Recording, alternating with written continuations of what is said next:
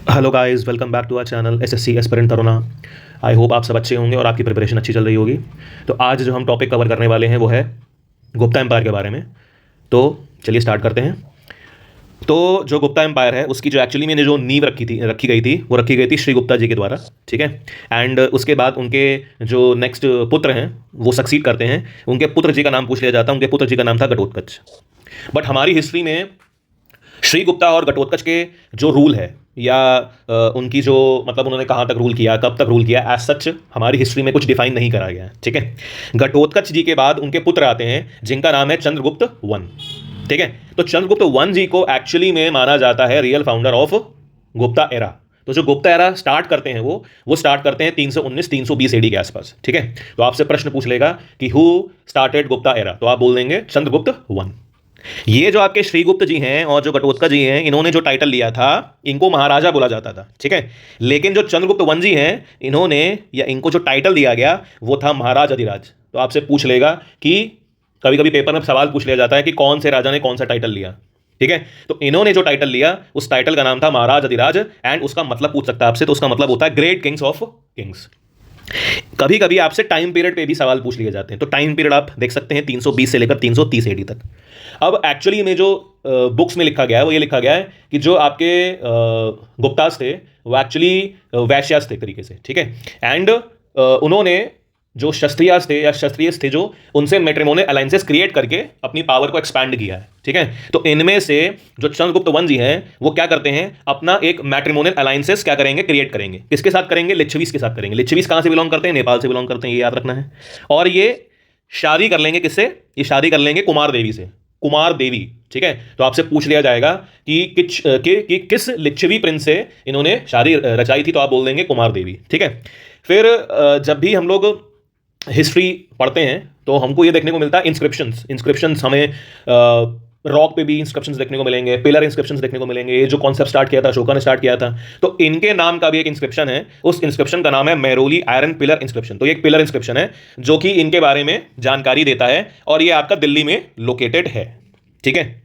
इसके बाद इनके पुत्र जी आएंगे। तो इनके पुत्र जी का जो आपका कार्यकाल है या जो समय है वो भी हम देख सकते हैं। तो वो 330 से लेकर 380 एडी तक है। ठीक है।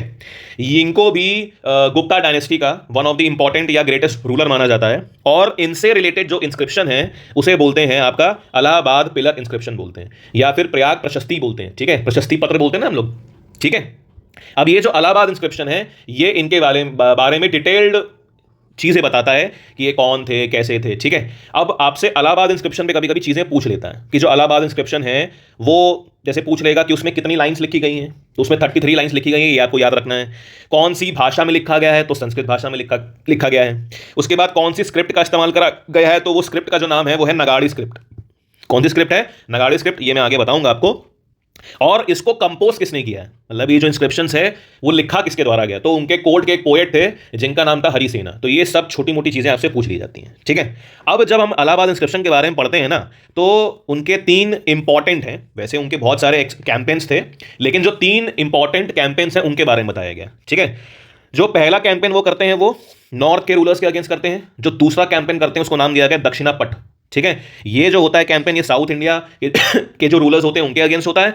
और तो जो तीसरा कैंपेन करते हैं वो भी किसके अगेंस्ट होता है? North India. तो मतलब नॉर्थ इंडिया के अगेंस्ट उन्होंने 2 कैंपेन करे हैं और साउथ इंडिया के अगेंस्ट 1 कैंपेन करा है। तो जो पहला कैंपेन वो करते हैं उसमें वो क्या डिफीट कर देते हैं? तो ये 2 जो नाम लिखे हैं अच्युत्य और नागसेना, इनको डिफीट कर देते हैं। ये नागा रूलर होते हैं और ये जो इनका कंट्रोल होता है ना वो गैंगेटिक वैली के आसपास होता है। ठीक है। गंगा के आसपास जो वैली वाला रीजन है वहां पर इनका कंट्रोल होता है। तो इनको हरा कर ये उस रीजन को क्या कर लेते हैं? ऑक्यूपाई कर लेते हैं। ठीक है। फिर जो ये सेकंड कैंपेन स्टार्ट करते हैं जो कि साउथ इंडिया वाला होता है, इसमें ये मेंशन करा गया इलाहाबाद इंस्क्रिप्शन में कि यहां पर इन्होंने 12 रूलर्स को हराया था। ठीक है। और ये भी मेंशन करा गया है कि वहां पर इन्होंने राजाओं को सिंपली डिफीट किया और उसके बाद वो जो किंगडम्स थे इनको वापस दे दिया। वो सिर्फ ये दिखाना चाहते थे कि भैया आई एम द पावरफुल। ठीक है। और तुम मेरी सुजेनिटी को एक्सेप्ट कर लो। ठीक है। तुम मेरे अधीन हो जाओ। बस ये प्रूव करना था अपने आप को। ठीक।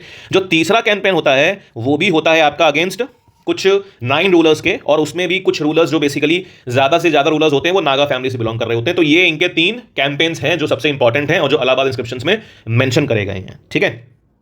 अब ये जो भाई साहब हैं समुद्रगुप्त जी, एक्चुअली में इनको टाइटल दिया जाता है इनको जो टाइटल दिया जाता है वो दिया जाता है इंडियन नेपोलियन का। पूछ लिया जाता है आपसे कि who is known as Napoleon of India, तो उसका जो आंसर है वो है आपका कौन, समुद्रगुप्त। किसके द्वारा दिया गया है, विंसेंट स्मिथ के द्वारा दिया गया है। और ये कभी इन्होंने जितने भी कैंपेन्स करे उसमें ये हारे नहीं, हमेशा जीतते रहे, इसीलिए इनको भारत का नेपोलियन कहा जाता है। ठीक है, उसके बाद इन्होंने अपने आप को लिच्छवीज दोहित्रा के नाम से मेंशन किया है इलाहाबाद इंस्क्रिप्शन में। लिच्छवीज दोहित्रा का मतलब क्या होता है, क्योंकि जो उनकी मदर थी कुमार देवी वो लिच्छवी क्लैन से बिलोंग करती थी, और दोहित्रा का मतलब होता है पुत्र, दोहित्री का मतलब होता है पुत्री, दोहित्रा का मतलब होता है पुत्र, इसीलिए इन्होंने अपने आप को जो मेंशन किया है वो किया है लिच्छवीज दोहित्रा। ठीक है, अब जो समुद्रगुप्त जी हैं, जो आपकी बुक्स में लिखा गया है कि जो समुद्रगुप्त हैं वो अशोका के एकदम अपोजिट हैं। अब जो अशोका हैं, अशोका भी पहले मारधाड़ करने वाले थे, युद्ध करने वाले ज्यादा थे, लेकिन कलिंग के युद्ध के बाद जो कि 261 बीसी में होता है, उसके बाद वो भी क्या हो जाते हैं, परिवर्तित हो जाते हैं। ठीक है, तो जो अशोका हैं वो बाद में बिलीव करेंगे किसमें, पीस में और नॉन वायलेंस में, लेकिन जो अपने समुद्रगुप्त जी हैं वो एकदम अशोका के क्या है, अपोजिट हैं। अशोका के अपोजिट कहने का मतलब यह है कि जो आपके अशोका जी हैं वो पीस और नॉन वायलेंस को क्या कर रहे हैं, फैला रहे हैं। ठीक है, लेकिन जो समुद्रगुप्त जी हैं वो सिर्फ और सिर्फ वायलेंस और कॉन्क्वेस्ट पे बिलीव कर रहे हैं। ठीक है, वायलेंस और कॉन्क्वेस्ट पे बिलीव कर रहे हैं। ठीक है, उसके बाद इन्होंने भी कुछ टाइटल्स लिए हैं, वो टाइटल्स हम लोग जान लेते हैं। उन टाइटल्स के नाम क्या क्या हैं, तो उन टाइटल्स का जो नाम है, पहला टाइटल है आपका कविराज। कविराज का मतलब क्या होता है, कविराज का मतलब होता है आपका किंग ऑफ पोएट्स। कविराज का मतलब क्या होता है, किंग ऑफ पोएट्स। एक टाइटल और लिया है इन्होंने, जो टाइटल है वो है परम भागवत, पूछ लिया जाता है आपसे। एक टाइटल इन्होंने लिया था अश्वमेध पराक्रम, और जो एक टाइटल लिया है वो लिया है सर्व राजा उच्चेत्ता। सर्व राजा उच्चेत्ता, जिसका मतलब होता है अपरूटर्स ऑफ ऑल द किंग्स, क्योंकि इन्होंने जितने भी कैंपेन्स करे हैं उनमें हर राजा को इन्होंने क्या करा है, हराया है, इसीलिए इनको क्या बोला जाता है, अपरूटर्स ऑफ ऑल किंग्स बोला जाता है। और यही एक ऐसे राजा हैं पूरे गुप्ता वंश में या गुप्ता डायनेस्टी में जिन्होंने ये टाइटल लिया था, और किसी राजा ने ये टाइटल नहीं लिया है। ठीक है, और किसी राजा ने ये टाइटल नहीं लिया है। एक चीज और बताना चाहूंगा मैं कि जो इलाहाबाद इंस्क्रिप्शन है, ठीक है, ये जो इलाहाबाद इंस्क्रिप्शन है ना, ये एक तरीके से आप देखेंगे कि सेम पिलर पे है, सेम पिलर पे है जिस पर अशोका का इंस्क्रिप्शन लिखा गया। इसीलिए यहां पर हमने किसको किसको कंपेयर किया है, अशोका को और समुद्रगुप्त को कंपेयर किया है हमने। ठीक है, अब ये जो भाई साहब हैं, ये हमें बहुत सारे कॉइन्स ऐसे देखने को मिलते हैं इनके समय पर जिस पे ये वीणा बजा रहे हैं, तो ये शो करता है कि जो इनका इंटरेस्ट है वो म्यूजिक में था।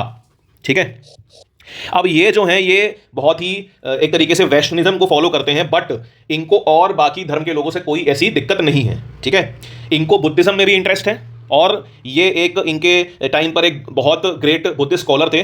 वो भी पूछ सकता है आपसे कि उन ग्रेट बुद्धिस्ट स्कॉलर का नाम बताइए, तो उनका जो नाम था वो था वासुबंधु। ठीक है, उसको भी क्या कर रहे हैं, उसके एक ग्रेट पैट्रॉन है ये। ठीक है, उनको भी मतलब ग्रेट पैट्रॉन का मतलब है कि ये इनके कोर्ट में देखने को मिलते हैं। ठीक है, और एक चीज़ और देखने को मिलेगी कि मतलब इनको किसी धर्म से मतलब दिक्कत नहीं है, तो ये क्या करते हैं, ये नोट में मैंने मेंशन कर दिया है। तो एक श्रीलंका के राजा हैं जिनका नाम है मेघवर्मन। ठीक है, जिनका नाम है मेघवर्मन, तो ये इनको क्या करते हैं, इजाज़त दे देते हैं कि भैया आप आके हमारे बोधगया में आकर, बोधगया जो कि पड़ता है बिहार में, यहाँ पर आप एक मोनेस्ट्री का निर्माण कर सकते हैं। ठीक है, तो ये सब चीज़ें हमें याद रखनी है। ठीक है, छोटी छोटी जो रिलेटेड है आपकी समुद्रगुप्त से रिलेटेड। अब आता है चंद्रगुप्त सेकंड।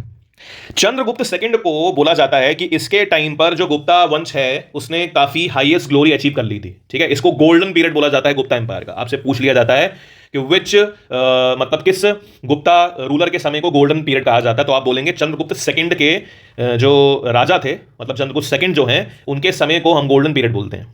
अब इन्होंने क्या करा, इन्होंने भी सेम जैसे चंद्रगुप्त वंश जी ने किया था, मैट्रिमोनियल अलायंसेस के थ्रू अपना एम्पायर फैलाया, इन्होंने भी सेम किया। तो ये क्या करते हैं, ये नागा वंश की जो लड़की होती है उनसे शादी कर लेते हैं, उसका नाम होता है कुबेर नागा, और इनकी जो बेटी है, बेटी का नाम होता है प्रभावती, उसका ब्याह रचा देते हैं वकाटका प्रिंस हैं एक, जो कि सेंट्रल इंडिया को कंट्रोल कर रहे हैं, सेंट्रल इंडिया को कंट्रोल कर रहे हैं, उनका नाम होता है रुद्रसेन सेकंड। तो आपसे पूछ लेगा कि किससे शादी करी, कुबेर नागा से शादी करी। ठीक है, कौन सी डायनेस्टी से बिलोंग करती थी, नागा डायनेस्टी से बिलोंग करती थी। बेटी का नाम पूछ सकता है प्रभावती, दामाद का नाम पूछ सकता है रुद्रसेन सेकंड, एंड कौन से वंश से बिलोंग करते थे, तो वकाटका वंश। ठीक है, अब जब इनकी जो बेटी है, जब ब्याह हो जाता है तो अचानक से इनके पति की मृत्यु हो जाती है, तो अब जो बेटी है ना वो पूरा एम्पायर संभालेगी। कैसे संभालेगी, विद द हेल्प ऑफ अपने पापा, उसके पापा जो है वो उसकी मदद करेंगे प्रभावती की उस एरिया को संभालने के लिए। इससे उनको एडवांटेज मिल जाएगा, एडवांटेज ये मिल जाएगा कि वो जो मालवा वाला एरिया है और जो गुजरात वाला एरिया है जो कि साकास के कंट्रोल में था, उसको ये क्या कर लेंगे, उसको ये कैप्चर कर लेंगे, अपने रूल के अंडर ले आएंगे। ठीक है, फिर क्या होगा, जब उस रीजन में जाएंगे, कौन से रीजन में जाएंगे, मालवा वाले रीजन में जाएंगे या गुजरात वाले रीजन में जाएंगे, तो वहां पर क्या होगा, ये वहां का जो लास्ट साका रूलर है जो कि उस रीजन को कंट्रोल कर रहा है, जिसका नाम है रुद्र सिम्हा सेकंड, उसे क्या कर देंगे, हरा देंगे। और हराने के बाद एक टाइटल ले लेंगे। एक टाइटल जो उन्होंने लिया वो है विक्रमादित्य, और जो दूसरा टाइटल लेते हैं वो लेंगे सकारी। आपसे पूछ लेगा what is the meaning of सकारी, तो सकारी का मतलब होता है डिस्ट्रॉयर ऑफ साकाज। ठीक, तो मतलब चंद्रगुप्त जी से रिलेटेड जो तुम्हें सेकंड है, चंद्रगुप्त सेकंड जी, उनसे रिलेटेड आपको ये सब चीज़ें याद रखनी है। अब इससे क्या होगा, जब वहाँ के जो लास्ट साका रूलर है उसको हराने के बाद क्या होगा, वहाँ का जो आपका कोस्टल एरिया है उसको क्या कर लेंगे, कब्जा लेंगे। और हमें मालूम है कि जो कोस्टल एरिया होता है वो हमारे ट्रेड एंड कॉमर्स के लिए कैसा रहता है, काफ़ी अच्छा रहता है। ठीक है, इससे क्या होगा, जो आसपास का रीजन है, मतलब वहां से ट्रेडिंग करना स्टार्ट कर देंगे, और ट्रेडिंग करने के साथ साथ इनका जो रीजन है आसपास, मालवा वाला या जो उज्जैन वाला, वो काफी प्रॉस्पेरस हो जाएगा। और लास्ट में उज्जैन को ये क्या बना देंगे, सेकंड कैपिटल बना देंगे। उज्जैन को ये सेकंड कैपिटल बना देंगे। अब मुझे आप कमेंट बॉक्स में बताइएगा कि जो गुप्ता वंश था उसका फर्स्ट कैपिटल क्या था। ठीक है, अब इनके टाइटल मैंने आपको बता दिया।